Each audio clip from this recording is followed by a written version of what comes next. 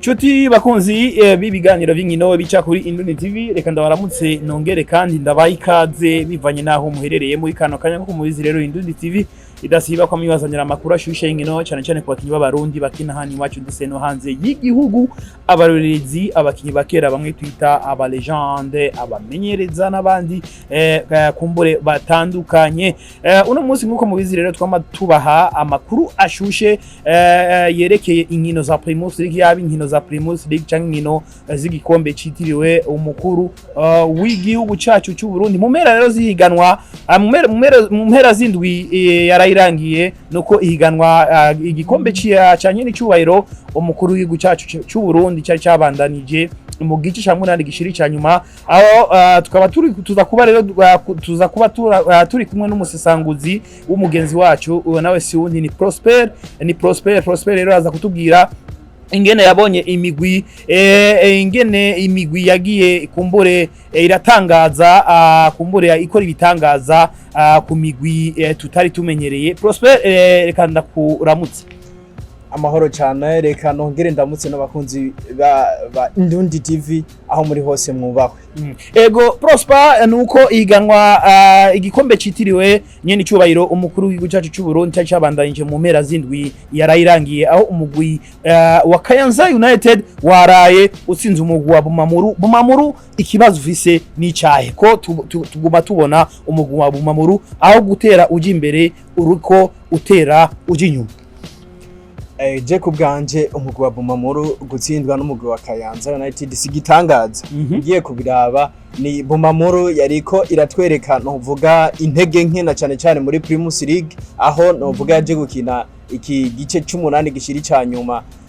iheje gutakaza inkino zishika kuri zibiri ni Bumamuru rero no munsi kuduga mu Kayanza igahatsindirwa igitsindo kimwe nico gituma no kubwira ko atari gitangaza ugiye kubiraba ngereranije na n'ukuntu Kayanza United nayo uno munsi vyifashe ni Kayanza United nayo ugiye kuraba nayo yamaze gufata umwanzuro nkuko twama tubibona mu ma Primus League ko vyama bigenda turavye championnat yo ku mwaka uheze ni Kayanza United vyayigoye mu gutangura ariko no munsi ni Kayanza United n'ubundi gomba isubire kutwereka yasura yari ifise aha ndavuga nko muri kuno kwezi kwa kabiri guheze urabona ko ari Kayanza United yashoboye inkino zose yashoboye gukina muri Primus League yashoboye kuzitsinda mbere inashirako n'urukino rugira kane aheruka gutsinda umugwi wa Bumamuru igitsindo kimwe rero nico gituma no kubwira ko gutsindwa k'umugwi wa Bumamuru atari gitangaza cyane ahubwo ni barabe nyabona muri Bumamuru icokorwa kuko sino je kubganje gutsindwa n'umugwi wa Kayanza United nta gitangaza kuko novuga Bumamuru iri muri course y'igikombe na cyane muri Primus League Burundi ariko no muri Primus League Bumamuru ntibimeze neza waza kuraba ni ubudasa bw'amanota 3 na manota y'ubudasa ashika kuri 3 rero ugiye kuraba n'imigwi yegereye biriko bigenda bikurikirana biraboneka ko nayo nyene ishonje ico gikombe icifuza rero naho novuga Bumamuru ari esanzwe ifise iki gikombe cy'umukuru w'igihugu ku mwaka uheze no munsi reje novuga ko bwanje ko ari nkabo mpanura boraba kabisa bakaraba nko uko biri kose bagakosora ndetse mbere hose biracashoboka haba mu gikombe cy'umukuru w'igihugu no mu gikombe ca Primus League Burundi ego kurundi ruhande nuko umugwi wa Atletico ni Academy warayusinze n'umugwi wa Aigle Noir igisindo kimwe kubusa tuvuge yuko umugwi wa Aigle Noir inyuma yo kubona yuko bigoye cyane gose gutwara igikombe cya Primus League cyo muri no mwaka kumbure inguvu za bozose bagiye kuzishira mu gikombe citiriwe umukuru w'igihugu cy'u Burundi. Mbonje kubganje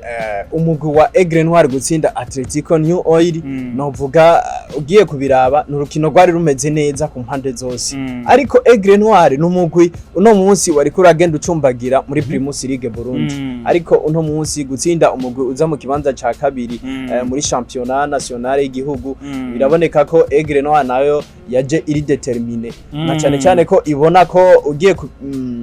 barabona ko uko biri kose ko Primus League Burundi ko atacizere kinini baba bafise ugiye kuraba ariko barabona ko bishoboka bagiye kuronderera mu gikombe cy'umukuru w'igihugu rero Atletico New Oil nayo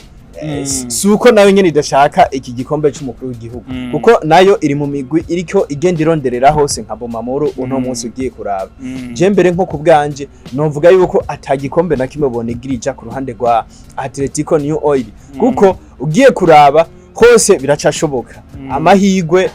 novuga ku mpande zose biracashoboka rero ariko novuga ko Aigle Noir akazi katarahera turacafise match retour nibaza ko nayo nyene Aigle Noir itoca yijajara igitsindo kimwe muri zino nkino kandi tuzi yuko ariho inkino zo gusubiriza bigoye harategekanije inkino zo gusubiriza niho cishira hagati mu ginyo ngo nahejeje ku gitsindo kimwe ni na Kayanza United no garuka ko itoshira hagati mu ginyo kuko hose biracashoboka rero kuri iyo migwi yose novuga je itsinda igitsindo kimwe mu rukino rw'ibanze bishoboka ko hakaba remontada ariko byose tuvuge ko botegura kugira ngo ntibisange nabo batakaje amahirwe bari barose ku kambere yego kurundi ruhande nuko umugwi wa Rukinzofu bwabo n'umugwi w'igipolisi cy'u Burundi waraye usinze umugwi wa Tigre Noir wahariya mu Ruyigi uyu n'umugwi kumbure wegukira Fondation Pax canke no tuvuge ko n'umugwi mutoyi wa Aigle Noir uno mugwi wa Rukinzo w'igipolisi waraye usinze no mugwi wa Tigre Noir ibisindo bibiri kubose tuvuge yuko ni affaire nziza ya Miburo Abubakar umumenyereza wa Rukinzo Football Club je kubganje kubwa Miburo Abubakar je ndabona ko ni affaire nziza yakoze ugiye kuraba ego Rukinzo uno munsi waza kuraba muri Primus League ni Rukinzo ariko iritwara neza ugiye kuraba turigeranije nuko yarigize imisi mu bihe biheze ikiravyitwaramwo uno munsi ni Rukinzo yagarukanye icizere kuraba nabariya bakunzi basanzwe bayikunda je novuga ko kuri Miburo gutsinda umugwi wa Tigre Noir ibizindo bigira kuri bibiri ni avance itari nto kuko naho tuzi ko Tigre Noir nayo ego numwe mu migwi uri mu cicaro ca kabiri washoboye kuba wosigara mu gikombe citiriwe umukuru w'igihugu kandi tuzi ko ari umwe mu migwi waheruka gukuramwo umugwi wa Flambeau de l'Est umwe mu migwi washoboye gutaha ubwa mbere mu migwi iri mu cicaro ca mbere ego Tigre Noir ubundi bwose umugwi mubi turashobora kubona ibitangaza ariko novuga kuri Abubakar Miburo ni affaire nziza yagiye gukora ndizera neza ko uko biri kose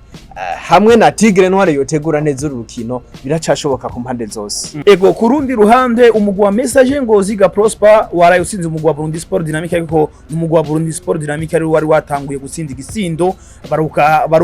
baruhuka igice ca mbere uno mugwi wa Burundi Sport Dynamique uri kwisonga y'igisindo kimwe kubusa ariko Message Ngozi yagiye kugaruka mu gice ca kabiri yazikenyeye iraza gusinda igitsindo cyo kugombora yongeramwo n'ikindi gisindo cyatumye uno mugwi uronka intsinzi y'ibisindo bibiri kuri kimwe tuvuge ko uno mugwi wa Message Ngozi uwerekanye yuko ari imwe mu migwi ikomeye imwe mu migwi ifise experience y'inkino nk'izi za z'igikombe citiriwe umukuru w'igihugu cy'u Burundi byukuri tugiye kuraba umugwi wa Message Ngozi numwe mu migwi tuvuze ikintu kijanye na experience nawe nyene uri mu migwi uyifise ugiye kuraba numwe mu mugwi maze kumira akabuye k'abagabo muri Primus League waza kuraba abasore rero ba Jiminda yizeye ko biri kose kugira remontada igice ca mbere caheze batsinzwe igitsindo kimwe hama mu nyuma bakagombora bagashiraho n'ikindi c'intsinzi biraboneka ko Message Ngozi nayo ifise message yahawe na cyane ko babona ko mu gikombe c'umukuru w'igihugu ataco bagihiga nkuko umenyereza wabo Jiminda yizeye yamaze kuvyivugira ati ko biri kose muri mu gikombe ca championnat national nta byinshi tuharondera je nibaza ko baciye bafata gahunda yuko ibishoboka byose ari guhiga Primus League ari guhiga igikombe c'umukuru w'igihugu ariko rero no kurundi ruhande abasore ba Jiminda ba Jumayine niyo nkuru nabo uko biri kose hazoba match ya retour nico gituma navuze ati izi match za Coupe du President ntawovuga ko zarangiye kuko uno munsi Burundi Sport Dynamique turabona uko biri kose iri kirakirira muhira kenshi iragira amahirwe igatsinda rero je novuga ko akazi katarahera kuri bano basore ba Message Ngozi ndabona neza ko uko biri kose n'urukino rwo gutegura ntibazoze bibaza ko uko biri kose byaheze na Jumayine numwe mu bakoca tuzi akanira kandi afite imyaka myinshi muri Primus League yaba mu nkino zitandukanye cy'umukuru w'igihugu turazi ko yagejeje kure umugwi wa Musongati ni nawe mumenyereza wa mbere mu mateka y'umugwi wa Musongati yahaye igikombe cy'umukuru w'igihugu cy'u Burundi uno mugwi wa Musongati bituma uno mugwi wa Musongati ubaye umugwi wa mbere wo mu ntara Gitega utwaye kino gikombe by'ukuri neza na neza turazi ko niwe yatanguye kuriza indege abakinyi b'umugwi wa Musongati rero urumva muri ico gikombe cy'umukuru w'igihugu ko agifise amateka atari make rero naho Jimmy Ndayizeye nawe novuga amaze kuba amira kabuye k'abagabo nitwavuga rero ko vyaheze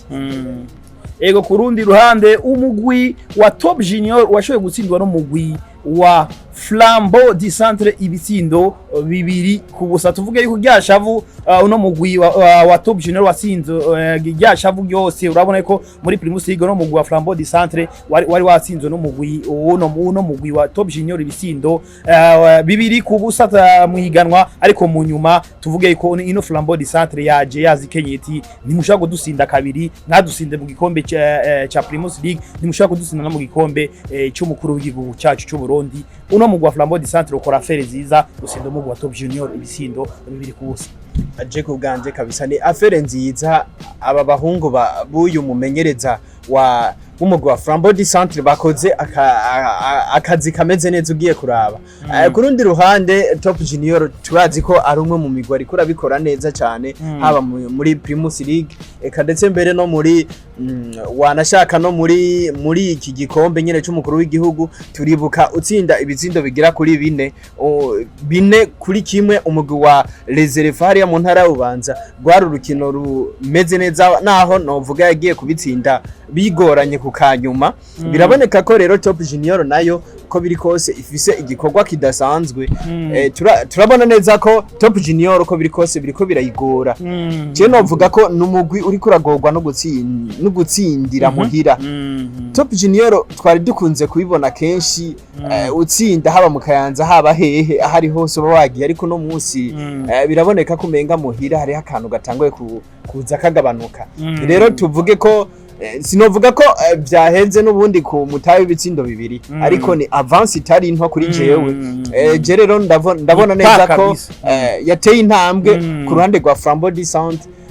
Top Junior uko biri kose ifise akazi kadasanzwe imbere y'umugwi wa Flambeau du Centre nayo tubuzi naho nayo nyene iri mu migwi iri kiriruka mu gikombe cha championnat national nakazi gakomeye rero ko Flambeau du Centre nayo tutotangara igiye mu migwi nayo igiye kuvyitwaramo neza mu gikombe cy'umukuru w'igihugu ariko kurundi ruhande Royal Viance inyuma yo kuzana umumenyereza Ezekiel umumenyereza yahoze yamenyereza umugwi wa Garage Express ariko uno muri kino gihe akaba ari mu mugwi wa Royal Football Club Viance nawe nyene yarasinze no mugwi wa Le Croco igitsindo 1-0 uno mugwi wa Le Croco ufise uburongozi bushasha umurongozi mushasha akaba ari uwitwa Ulimwengu akaba ari mukuru wa umugwi w'umugwi sekuru y'igihugu w'inamba mu rugamba akaba asanzwe akina n'umugwi wa Bumamuru Chasseur na Imana uno mugwi wa Le Croco kuvaho kumbure uhinduye kumbure uzanye uno murongozi mushasha nturatakaza n'urukino na rumwe ware usinze umugwi wa Royal Football Club igitsindo 1-0 tuvuge yuko kumbure n'umugwi wa Le Croco uzobandanya uvyitwaramwe neza ku buryo utamanuka icicaro cya mbere aje kubganje mbandanya avuga vya bindi ko igitsindo kimwe kidahagije kugira ngo umugwi wa Le Croco ushobore kuba wo bandanya igice gikurikira ariko Le Croco yari yasanze hari iwabo Royal Football Club igitega ifise avantage ko izo mu rukino rwo gusubiriza izoba yakiri no mugwi wa Royal Football Club hariya mu Rumonge turabona neza ko hazoba urukino rwo gusubiriza hazoba urukino rwo gusubiriza hariya mu ntara ya Rumonge ariko uko biri kose ni Royal kabisa irikirerekana intege nke haba muri Primus League wanashaka no mu gikombe cy'umukuru w'igihugu rero tugerageje kuraba nkuko babivuze uburongozi bwa Ulimwengu buriko buragaragaza ko umugwi wa Le Croco ushobora kuzana iyindi sura nkuko twari dusanzwe wari wamaze kwandikisha amateka ko aho ugiye hose amanota bayandura 3 canke bagatwara rimwe ariko rero no munsi biragaragara ko uburongozi bwa Olimwengu nabwo buriko buragaragaza ubushobozi. Reka rero tuvuge ko twifurize mbere n'amahirwe menshi ubu muyobozi umushasha, mbere biboneka ko n'ibihano bibandanya gufatwa kuri bamwe bari basanzwe barongoye umugwi ku ruhande rwa FFB. Biraboneka ko nawe afise akazi kenshi ko kugira ngo na cyane cyane iyi ngendo twovuga ko itabereye bariko barerekana umugwi wa Rekroko ko nabo batoyibandanya, ahubwo mbere boshira imbere ibikorwa kugira ngo ibintu bibandanye bigenda neza, tubone wa mugwi wa Rekroko utaje kubipa nkuko beshi bayivuga no muri Primus League Burundi, tubone ubandanye uvyitwaramo neza na cyane cyane ko tuzi hagiziga inkino zika kuri zitandatu, byose birashoboka. Biracyashoboka ko twobona Rekroko ibandanije mu cicaro ca mbere naho beshi bayihoranye cyane gose, naho bigoranye. Ego kurundi ruhande umugwa Olympique Star waraye usinze umugwa Musongati ibitsindo bitatu byose kuri kimwe. Aho ni nyuma rero ya Umusongati yari imaze iminsi ivyitwaramo neza, ariko yarayitsinzwe n'umugwi wa Olympique Star ibitsindo bitatu byose kuri kimwe. Ibitsindo byinshi kuri Musongati, ku mugwi wa Musongati. Je novuga ko ari umutaho utari muto. Yego naho bagerageje bagashiramo igitsindo kimwe, baragerageje koko hariya mu ntara ya Muyinga kuza kuhatsindira ibitsindo umugwi wa Olympic Star gutsinda ibitsindo bitatu. Birumvikana ko nawe warufise n'agashavu ugiye kuraba muri Primus League waruherutse ntihenze gutakaza, warufise rero novuga akayabagu kuza gutsinda rero umugwi wa Musongati ibitsindo bitatu kuri kimwe. Novuga ko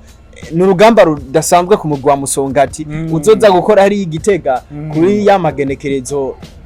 ya 18 na 19 nimba atari itazokina ku igerekerezo rya 20. Nakazi kadasanzwe rero ku mugwi wa Musongati, aho novuga uzoza gukina by'ukuri biboneka ko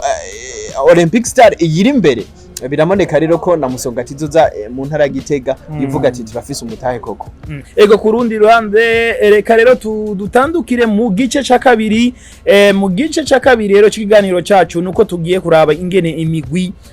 izohura akundwi igira 24 ya Primus League Burundi, aho ku munsi wa gatano igenekerezo rya 11 muri uku kwezi rero kwa ntwarane umwaka w'ibihumbi 2022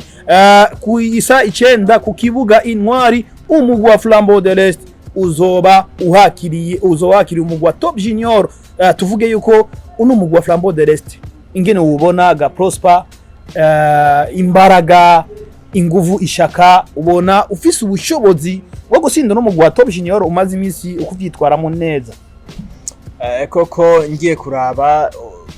no kuvuga Flambeau de l'Est kwakira Top Junior uko biri kose n'akazi kadakomeye kadasanzwe imbere y'umugwi wa Top Junior tuzi uherutse gutakaza imbere wa Flambeau du Centre muri iyi ndwi iheze. Biraboneka ko Top Junior izo bifise novuga n'agashavu kenshi ati tuheruka gutakaza no muri dushobora gusubira gutakaza. Turazi ko na Top Junior iri mu bibanza byiza, iri mu kibanza igira gatatu ntihenze gato. N'umugwi muri Primus League Burundi uri kura vyitwaramo neza, nawe ushoboye uvuga ati gutakaza nzoba ntakaje amahirwe yo guhiganirwa ca gikombe gikuru na cyane cyane ngaha mu gihugu cacu. Rero je ndabona ko arakazi katoroshe imbere y'umugwi wa Flambeau de l'Est. Flambeau de l'Est ufise akazi kadasanzwe, tegereza kwitegura uko biri kose naho uzoba uri muhira nakazi kadasanzwe rero kuri Flambeau de l'Est ko gukora. Ego kurundi ruhande ku munsi wa gatandatu no isa 9 ku kibuga Intwari nyene umugwi wa Burundi Sport Dynamique uzoba wakiri umugwi wa Royal Football. Tuvuge yuko ni match yoroshe kuri Burundi Sport Dynamique. Nta sinovuga ko ari yoroshe naho Royal kiragaragaza intege nke. Ego na Burundi Sport Dynamique ya Jumaine niyo nkuru nkuko twari ko turabivuga. Izoba yaje nishabu idasanzwe. Izo bifise novuga akababaro kadasanzwe nyuma yo gutsindwa n'umugwi wa Message Ngozi ibitsindo 2 kuri kimwe. Naba basore ba Jumaine niyo nkuru tuzi imbere ngaha kuri stade Intwari uko biri kose. Akenshi intsinzi barayigarda kenshi turakunze kubibona akatari gake. Je nibaza ko anya amahirwe menshi barayafise ku bisanzwe ugiye kuraba Royal ngerageje kuraba n'umugwi no munsi intege nke by'ukuri bariko barazigaragaza. Ariko no Royal karakaryo keza ho gusubira kwereka abakunzi bayo koko ko nayo atari wa mugwi w'iciro ry'imigani. Uko biri kose imibwira amaze kumenya ko Hwayare mugiye gukina na manota 3, ariko rero Hwayare nayo yarikwiye kubita gashi kugira ngo irabe ko aya mateka nayo bosubiza amateka aho yamye koko ukaba umugwi w'ibwami nkuko dusanzwe tubizi kera yamye amateka. Ego kurundi ruhande isa 9 ku munsi wa gatandatu nyene ku kibuga urunani umugwi wa Rukinzo Football Club n'umugwi w'igipolisi cy'u Burundi uzowakira umugwi wa Musongati. Runo rukino jewe naco no ruvuga Prosper wowe rubona gute? Mu bisanzwe n'urukino rutoroshe. Rukinzo Football Club umugwi w'igipolisi kwakira Musongati byukuri ni Musongati tuzi uko biri kose hari ya mu ntara ya Cibitoke numwe mu migwi ihamenyereye cyane Musongati. Je no vuga ko naho Rukinzo izoba ari muhira yitonde nayo nyene kubera ko Musongati izo bifisa agashavu kenshi nayo nyene ko gutsindwa n'umugwi wa Olympic Star. Aha rero nakazi katoroshe kuri Abubakar Miburo azoba afise imbere y'abasongati. Aha rero n'urukino mvuga abanyeci bitoke bo kwitegura rukomeye cyane hari mu ntara ya Cibitoke. Urukino rero ruzoba ruryoheye ijisho novuga guyindwi ya 24 nago nyene rurimo. Ego kurundi ruhande ku munsi w'Imana igenekezo rya 13 muri ko kwezi kwa Ntwarane isa 9 ku kibuga Intwari Bujumbura City izoba yakiriye umugwi wa Le Croco wa hariya mu Rumonge. Tubibutse yuko uno mugwi wa Le Croco uwawudugije numumenyereza asanzwe amenyereza uno mugwi wa Buja City ari we Gustave niyo nkuru. Runo rukino rubona gutega Prosper? Runo rukino azoba rukino ruryoheye ijisho ku banyabujumbura. Nibaza ko Gustave arazi neza abahungu b'abasore abahungu ba Le Croco ko biri kose Le Croco nta recruitment nyinshi yagize ahidugiye mu cicaro ca mbere niba abasore nyene yagumanye nakazi reka toroshe rero ko numumenyereza wa Le Croco azoba agiye gukora kuko azoba agiye guhura n'umugabo asanzwe amuzi cyane ndavuga ku ruhande rw'ubuhinga bw'abakinyi ba Le Croco arabazi neza cyane, ariko na Buja City ntiyoza yijajaye ko twari doje kubivuga yuko ngiye kuraba ni Le Croco nayo yahinduye amaraso mashasha haba mu burongozi haba novuga no mu mutwe mu bakinyi. Ashobora kuba yaje azanye akandi kantu yateretsemo bano bakinyi akavuga ati nyabona ko biri kose ndi mushasha, ariko sindi mushasha mu rukino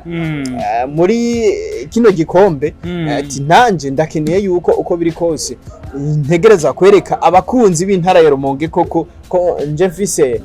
amaraso mashasha nje mfise akantu nje guhindura mu ntara Rumonge. Rero ntitwotangara burya Le Croco yirengeje umugwi wa Buja City ni Primus League Burundi tubona ko ifise akandi kanovera muri uno mwaka. Ego kurundi ruhande isa 9 ku munsi w'Imana nyene ku kibuga urunani Bumamuru Football Club izoba yakira umugwi wa Vitalo Football Club. Vitalo imaze kwemerera abakunzi bayo yuko igiye guhagarika uno mugwi wa Bumamuru. Uno mugwi wa Bumamuru uno rukino rubona gutega Prosper? Je kubwanjuru nirwo rukino novuga rugiye gutwara indwi ya 24 bose uko biri kose abakunzi b'umupira w'amaguru mu gihugu cyacu cy'u Burundi amaso nka yose azoba ari canke amatelefone canke amaradiyo nizere ko uko biri kose bizoba bihagaze ku mugwi ku rukino ruzoba ariko rahuza umugwi wa Bumamuru na Vitalo. Uko biri kose rurimwe ibiharuro byinshi. Bumamuru gutakaza runo rukino nikosa ridasanzwe kuko ya migwi ndavuga nka Atletico Niori hamwe yotsinda uwo munsi bazoca banganya amanota. No munsi Bumamuru isumbya amanota 3 umugwi wa Atletico New Oil. Rero n'uruhande n'urukino rutazoba goroshe, rero turava mu kibuga tuje ku ntara. Aruno rukino rero rushobora kujamo n'ibintu by'intara. Uko biri kose abanyoci bitoke bazavuga ati mbega intara ya Muyinga koko iduhamvye, kandi rero mutomora akihenda gatakaza runo rukino uno mugwi wa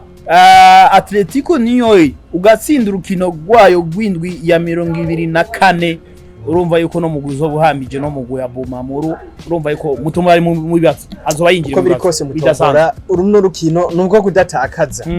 kwanke soswa yagwa yarika Mutombora afise akazi kadasanzwe kandi turazi ko Vitaro nayo numwe mu migwi uko biri kose iyo yitumye ikintu igikora na cyane cyane ko ndavuga ku nguvu z'abafana uko biri kose abafana ba Vitaro nabo bashobora kuvuga ati uko biri kose dukore amateka ngaruke kumumenyereza Mutombora turazi ko yaje mu gwa Bumamuru avuye mu mugwi wa Vitaro ko biri kose kandi yavuye mu mugwi wa Vitaro abakunzi b'uyu mugwi wa Vitaro batabiryohewe cyane gose ntibigeze baryoherwa kubona ataye umugwi bivugwa yuko ari umugwi yigeze gukinira hamagaca agenda mu mugwi wa Bumamuru ni nayo mpamvu wabonye urukino rwo gutangura rwabaye hano ku kibuga Intwari abakunzi b'umugwi wa Vitaro bazomereye bakomeye induru Mutombora we ko aramuzomera urumva yuko ibintu bitari bibereye ijisho bisigura yuko baracafise bwarubabare bwabo baravuze uno mumenyereza yagiye tukimushaka uno mumenyereza yari nk'umumenyereza nk'umuvyeyi w'umugwi wa Vitaro yafata abakinyi biwe nk'umuvyeyi urumva yuko kugenda mu mugwi wa Bumamuru agaca ata umugwi agaca twara n'abakinyi batandukanye nibigeze bigoyera kumbure abakunzi b'umugwi wa Vitaro ndetse n'uburongozi uko biri kose Vitaro ntivyigeze biryoha bumvise ariko birumvikana ku rundi ruhande birumvikana Mutombora arobagute nakazi nawe nyene yarabivuze je ndibuka ko agenda yavuze ati ko biri kose je umugwi wa Vitaro uri mu maraso yanje ngiye kubw'akazi singiye kubwo wari umugwi nakunda cyane uko biri kose rero nakazi ati uko biri kose ngiye gukora akazi kandi kuva mu mugwi wa Vitaro birumvikana nawe ashobora kuba avuga ati ngaha ndavye uburyo mwampemba nkaraba hariya hari akantu kisununuye nibyo aragenda ariko ku rundi ruhande rero kubafana naho ni ka kazi giziga bacavuga ati ko biri kose rero natwe dutegeza gushiramo ingufu zose twereke koko yagiye ko natwe uko biri kose twarose ubundi mumenyereza ashobora kuba yo musubirira rero aha rero uza gusanga aba bakunzi b'umugwi wa Vitaro tuzi badakangwa n'akanoti kuvuga ati ndashirako bamacada uko bose barahari bariko baravuga ati ndiko ndarandumva inkuru z'insubi bariko baravuga ko urukino bariko baravuga neza no mugwi wa Vitaro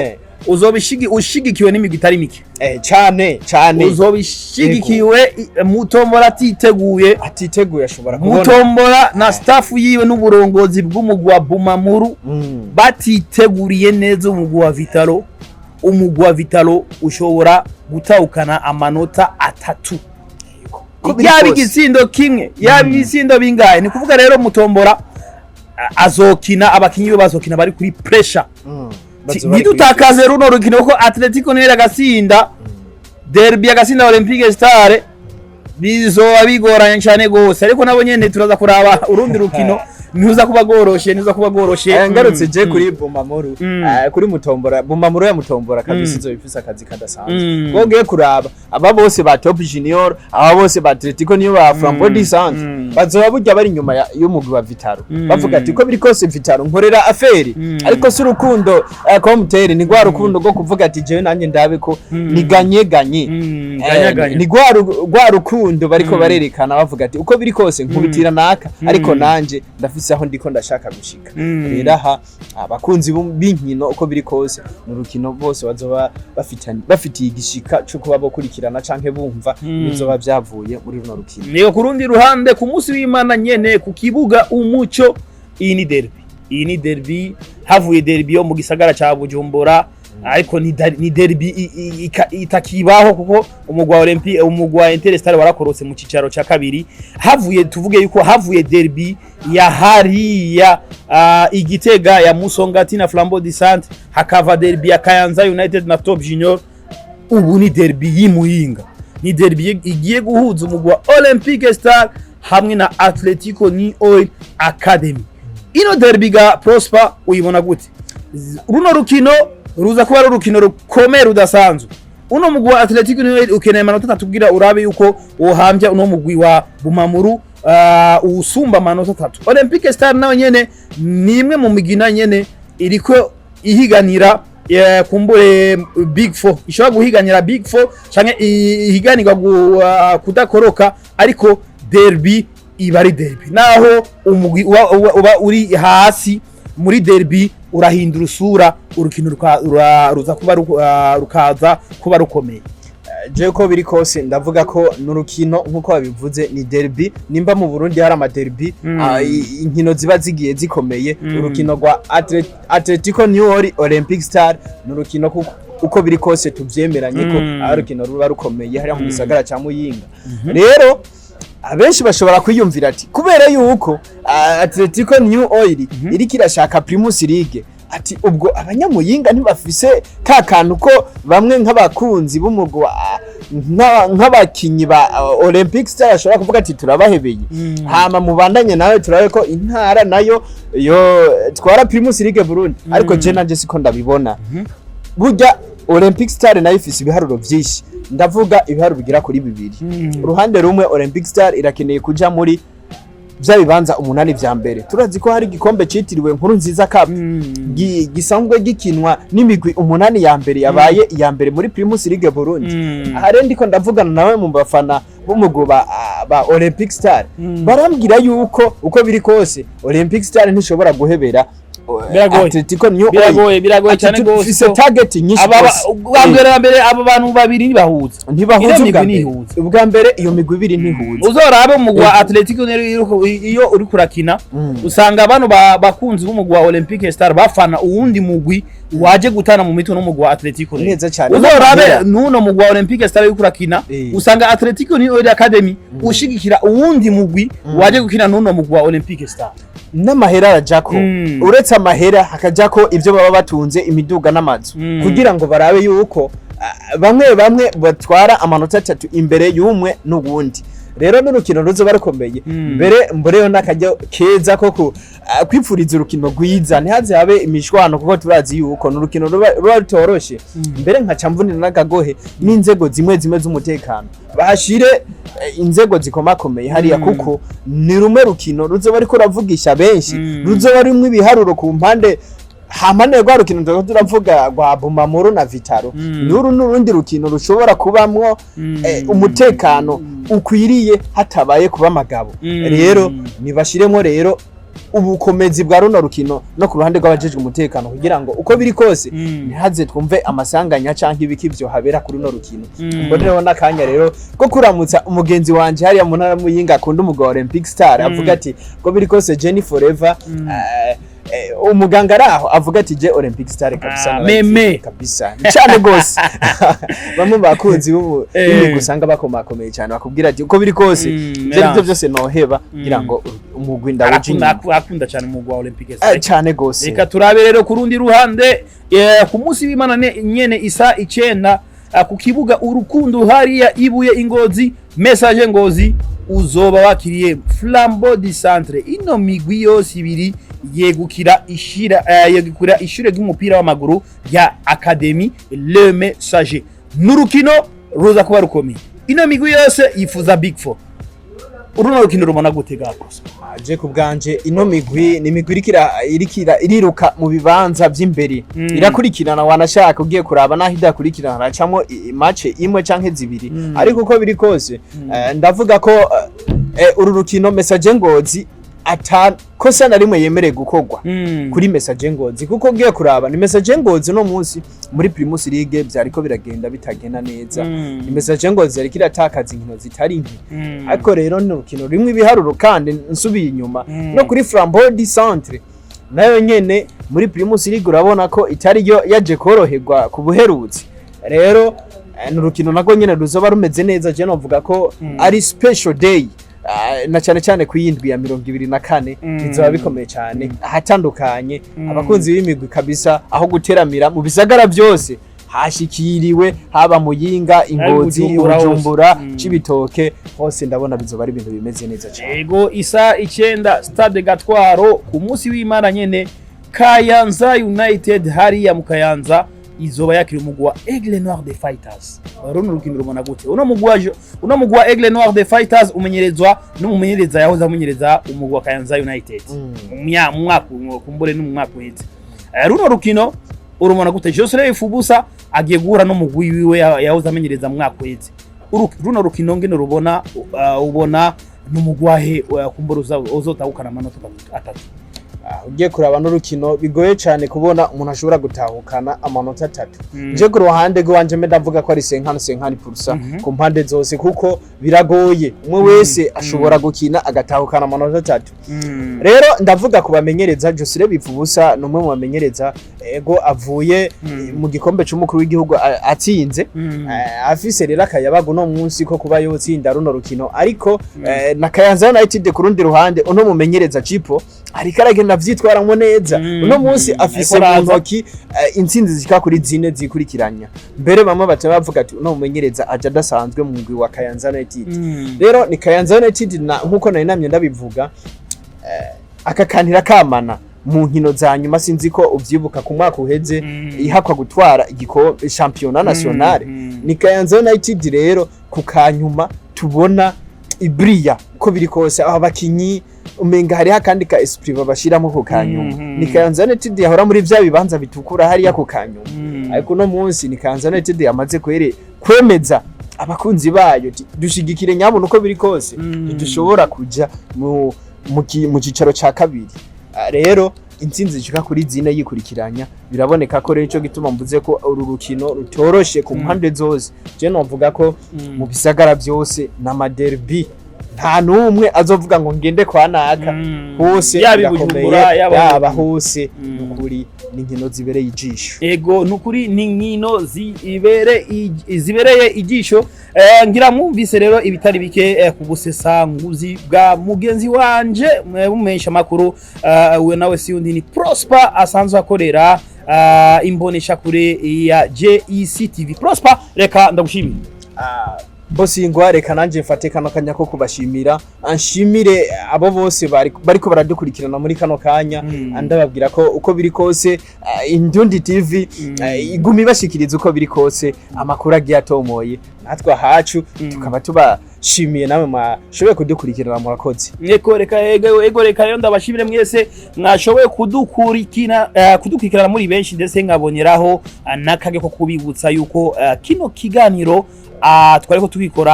tugikorera ahitwa kuri Arena Club ndeka ndabifurize rero umunsi mwiza mubandanye mukurikirana ibiganiro bica kuri Indundi TV hasta la vista.